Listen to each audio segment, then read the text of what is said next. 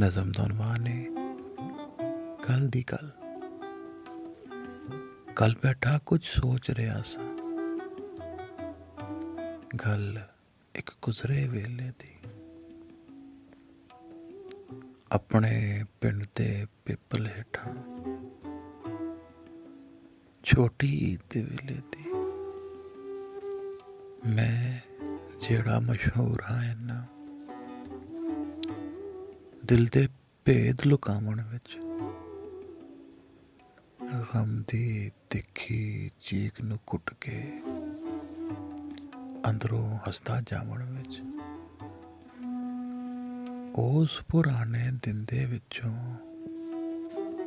ਕਰਕੇ ਯਾਦ ਇੱਕ ਮੌਕੇ ਨੂੰ ਜ਼ੋਰ ਵੀ ਲਾ ਕੇ ਰੋਕ ਨਹੀਂ ਸਕਿਆ ਆਪਣੇ ਦਿਲ ਦੇ ਹੋਕੇ ਨੂੰ।